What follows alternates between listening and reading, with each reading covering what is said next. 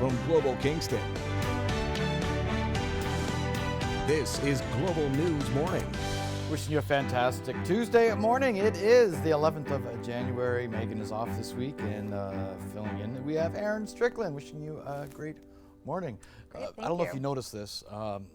Little cold outside. Did you notice just that? Just a little. Yeah. My car was registering minus 21, but even colder than that with wind chill. Yeah, in fact, Environment Canada issuing cold warnings, cold Yes. temperature warnings right across eastern Ontario, stretching all the way down into southwestern Ontario, Quebec. Right. It's actually colder than the North Pole today. Really? Yeah. And you were mentioning beforehand that this could be what, out west was seeing, and it's just making its way. Yeah, last week that cold blast of Arctic air is stretching down into our parts of the region now. And yeah, you combine the cold air temperatures with just enough wind, it is downright uncomfortable. You can say that again. Would be a But good is word. it going to be long lasting? It's short-lived. Okay. We're actually moving up tomorrow. We just have to get through a frigid day today. For instance, minus 13 is as good as we'll get today. Average high this time of year is around minus 3 or minus 4. Now that's just the air temperature in the afternoon. It's going to feel a lot colder than that with that wind chill. This morning, it feels like minus 35 as you head out the door. We do see some sunshine today, though. I know it makes a little bit of a difference. Tomorrow, some flurries, but we rise to +2. So today's frigid temperatures, it is short-lived. We'll get to -1 on Thursday with continuing flurries. Wishing you a good Tuesday morning. Try and limit your time outdoors today if you can. It is 1 minute past the hour. I'll pass things over now to Aaron Strickland. Thanks, Bill.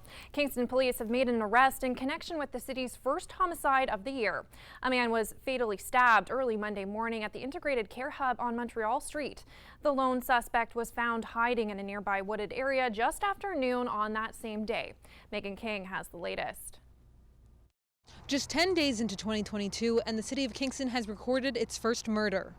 Yellow tape went up early Monday at the crime scene behind the city's Integrated Care Hub. According to Kingston police, officers responded to the scene shortly after 2 a.m., where they discovered a 51-year-old local man who'd been stabbed. Police, paramedics, and fire crews all responded to the call, focusing on a parking lot behind the Montreal Street building.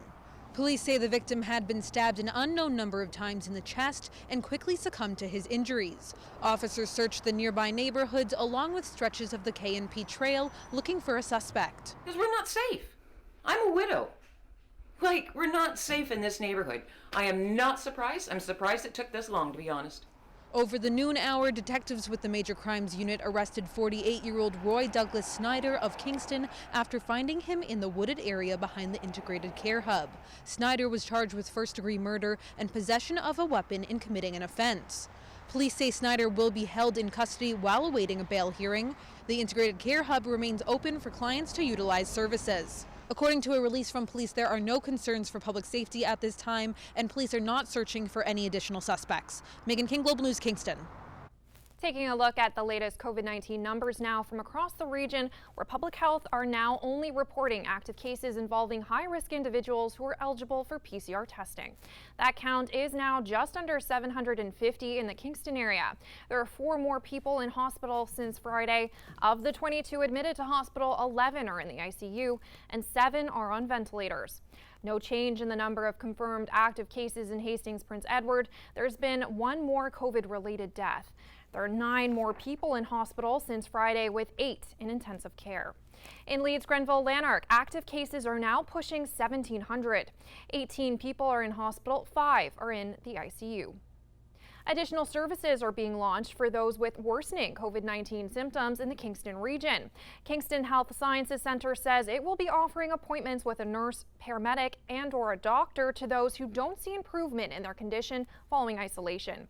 Currently, individuals who are experiencing COVID-19 symptoms are being asked to self-isolate for 5 to 10 days, depending on vaccination status and immune status. The clinic assessments will be done at the Beach Grove Assessment Center through appointments made online via their website. Questions are swirling around Queen's Park about what happened to Education Minister Stephen Lecce. He hasn't appeared in public for the past few weeks, most notably last Monday when Premier Ford announced that schools would go to remote learning with the rise of Omicron. Matthew Bingley investigates. As classrooms sit empty, the question of whether they'll reopen on January 17th remains fluttering in the minds of parents, students, and teachers. The harm of school closure is so overwhelmingly large. The scientific director of Ontario's Volunteer Science Advisory Table says the focus should be on making schools as safe as possible and opening them back up. We have consensus there, I believe. Should not depend on anything else, but just the look at the harm that we're doing. So far, the Toronto District School Board says it hasn't heard yet whether the 17th is a go. As of right now, it is Monday, January 17th, but we'll have to wait and see. The Education Minister announcing Monday through a press release staffing shortages from infection-related absences will be addressed in part by allowing retired teachers to temporarily work more days. So we'll have to see if this change does lead to additional occasional teachers. Pressure is mounting to give an answer on the reopening timeline, especially after parents were given little notice on the decision to shift to 2 weeks of virtual learning. The NDP is among those calling out Stephen Lecce's apparent absence. It doesn't add any confidence, I don't think, to parents and families when their Minister of Education is all but gone into hiding, when he should be there and creating a sense of confidence in what the government's plans are. Since the initial Ford government announcement on schools, the Education Minister hasn't been in front of cameras. His spokesperson says he wasn't at the initial announcement over physical distancing concerns, and that social media theories that Stephen Lecce had been out of the country on vacation are categorically false. Matthew Bingley, Global News. And now let's head over to Bill for a check on our forecast. Bill, we were talking about those cold temperatures in our Kingston area. What is it looking like for the rest of the region? Much the same. Extreme cold warnings in effect for pretty much all of eastern Ontario and stretching all the way down through southwestern Ontario, even into Quebec. And it is downright cold out there. Please limit your time if you can today. Currently, Belleville is minus 21. That's just the air temperature. Minus 22 for Kingston. Around minus 24, minus 25 for Brockville, Smiths Falls, and Ottawa. As far as the conditions are concerned, we do see some sunshine today. That's pretty good. And then for tomorrow, we're looking at a chance of flurry activity. Beginning in the morning, we could see up to 2 centimeters both Wednesday and Thursday. Belleville, it feels like minus 30 for you this morning with those extreme cold warnings in effect. Minus 12 your afternoon high though, plus 2 tomorrow with a couple of centimeters, and then 0 on Thursday with more flurries on the way. An extreme cold warning is in effect for Brockville. As you head out the door, be prepared. It's going to feel like minus 35 for you. Minus 15 the high today in the afternoon. That's just the air temperature though. It'll feel like minus 24. Enjoy your sunny periods. 2 degrees tomorrow, well above average with a couple of centimeters of flurries, and then minus 1 on Thursday. Smiths Falls minus 16 today, but as you head out the door, it's going to feel like minus 30. Plus 1 tomorrow, so today's extreme cold temperatures short-lived. Minus 4 for Thursday. That is the average high for this time of year. Now for Kingston, minus 13 for us in the afternoon. It's going to feel a little colder than that, but the morning, yeah, minus 35 with that wind chill. It'll hit you.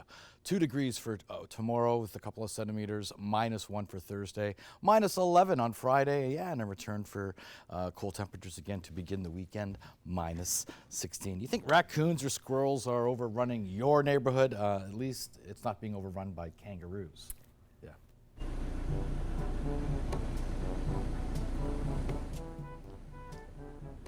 Yeah, residents in the city of Lake Macquarie in New South Wales met some furry new neighbors lately when a group of kangaroos loitered on their front yards. TikTok user Veronica Down Under, who often posts videos of Australian wildlife, filmed the kangaroos as they stood on the lawns. They're almost like statues, though. Right? They are very still. It's almost like as if they're saying, hey, nothing to see here, keep moving.